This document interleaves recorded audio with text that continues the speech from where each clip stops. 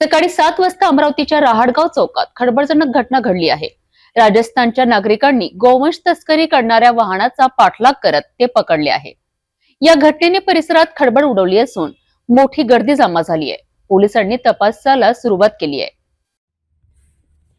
दिवसातून अमरावतीकडे येणाऱ्या एका टाटा एस वाहनाला रहाटगाव उड्डाणपुलाजवळ शुक्रवारी स्थानिक नागरिकांनी थांबवले। या वाहनाची नंबर प्लेट लपवून ठेवण्यात आली, जेणेकरून गाडीचा क्रमांक माहिती पडणार नाही। वाहनाची तपासणी केल्यानंतर त्यामध्ये एकावर एक अशा 14 गोवंश जनावरांचा अमानुष प्रकारे प्रवास सुरू असल्याचे उघड झाले। दुर्दैवाने यातील 3 गोवंश मृत अवस्थेत आढळून आले। स्थानिकांनी संताप व्यक्त करत वाहनावर हल्ला केला, मात्र वाहन चालक या गोंधळात घटनास्थळावरून पळून गेला। घटनास्थळावर मोठी गर्दी जमली होती। नागरिकांनी गोरक्षणासाठी मोठ्या प्रमाणात आक्रोश व्यक्त केला। ये राटगांव चौक पे है। मैं महिपाल नाम है मेरा, मैं उधर राजस्थान का रहने वाला हूँ।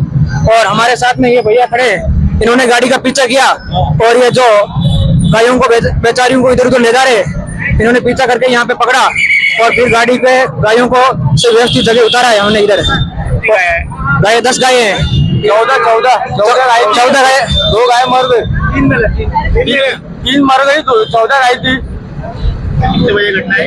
ये 7:30 बजे की है। और हमने पुलिस प्रशासन को बोला भैया, तो वो क्या बोल रहे हैं कि हमको कोई मतलब नहीं, हम हमारी कार्रवाई करके जा रहे हैं। अगर है तो राजनीति में पावर है, आप करवा लो। ये बात होती है क्या कभी? हम बोलते हैं चाहे मेरी गर्दन भी कट जाए, लेकिन मैं गाय को नहीं मारने दूंगा, नहीं गाय को वो तस्करी करने दूंगा।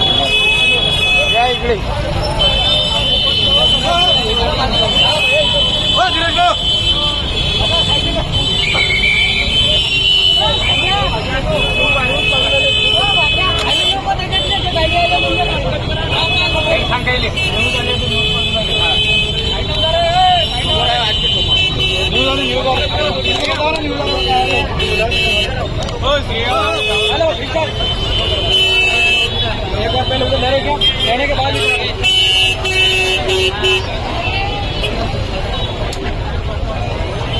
गाड़ी से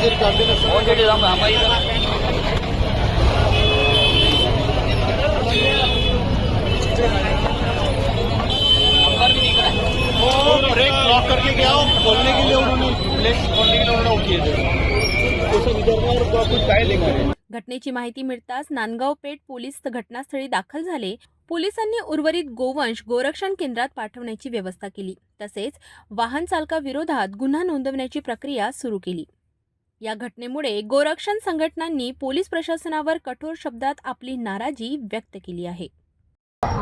सकाळी 9 वाजता पोलिसांना फोनद्वारे माहिती मिळाली की राडगाव चौकामध्ये एक गोवंशाचं वाहन पकडलं आहे। आम्ही ते घटनास्थळी आलो, तिथे काही जनावरे जखमी आहे, त्यांना इलाजासाठी गोरक्षणला पाठवत आहोत आणि गाडी चालक पडून गेलेला आहे, त्याचा शोध घेत आहे आणि गुन्हा दाखल करत आहोत। रहाटगाव चौकातील या धक्कादायक घटनेने गोवंश तस्करी विरोधातील प्रश्न पुन्हा एकदा ऐरणीवर आणला आहे। नागरिकांच्या सजगतेमुळे मोठा अनर्थ टळला आहे, मात्र या प्रकरणातील दोषींवर कडक कारवाई होईल का हे पाहणे आता महत्त्वाचे ठरणार आहे।